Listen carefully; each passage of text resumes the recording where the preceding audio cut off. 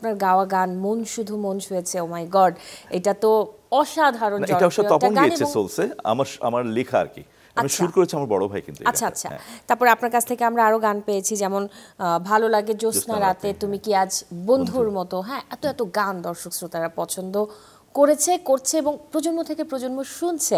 আমি যদি জানতে চাই যে আপনার পরিবারের আসলে কোন গানটা আপনার থেকে পছন্দের বেশি? প্রথম কথা হচ্ছে আমি পরিবারের কাছে খুব কৃতজ্ঞ, কারণ আমি এমন সাপোর্ট পেয়েছি যেটা অনেকে পায় না।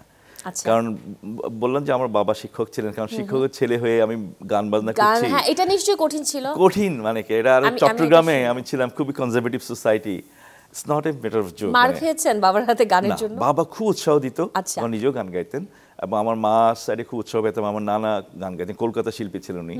সো দুদিক থেকে উৎসাহ পেয়েছি, এবং কখনো আমাকে প্রশ্ন করে নেই আমরা রাত বিরাতে ফিরছি 2টা-3টা শো করে, কখনো জিজ্ঞেস করে কোথায় ছিলা।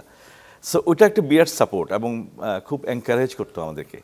আরেকটা সাপোর্ট হচ্ছে যে আমি কখনো লেখাপড়া ছাড়ি নেই, আমি এটা অলওয়েজ কন্টিনিউ করেছি, বিকজ ওটা বাদ দিয়ে কিন্তু মিউজিক করতে গেলে কিন্তু আমি শেষ। সো দুটাকে সমানভাবে ফ্যামিলি থেকে সাপোর্টটা বেশি পেয়েছি। এই জন্য ফ্যামিলি, আবার যেহেতু বাবা শিক্ষক ছিলেন কিছু বলতে পারতেন, বিকজ আমি ক্লাসে তো ঠিকই করছি। হ্যাঁ, মানে এই জন্যই আসলে আপনি চাকরিও করছেন, গানও করছেন, ভালো ব্যালেন্সও করলেন, এবং তরুণ প্রজন্মের জন্য এটাও কিন্তু একটা শিক্ষণীয় বিষয় যে অনেকে আছে গান করতে গিয়ে পড়ালেখাকে হারিয়ে ফেলতে চায়, তখনই কিন্তু বাবা মায়েরা আসলে মানে বাধাটা আসে। যাই হোক, একটু জানতে চাই যে পরিবারের পছন্দ কোন গানটা? কোন গানটি? আসলে পরিবারের তো আসলে অনেকগুলো, আমার যেটাই ক্রিয়েট করি না কেন পরিবারের পছন্দ আছে হয়। সো অনেকগুলো, যেমন মন শুধু মন অবশ্যই পছন্দের, ভালো লাগে জ্যোৎস্নাতে পছন্দের, অনুদিরে, আচ্ছা কেন মানুষ কেমন হয়ে, এগুলো সব আমার পরিবারের পছন্দের।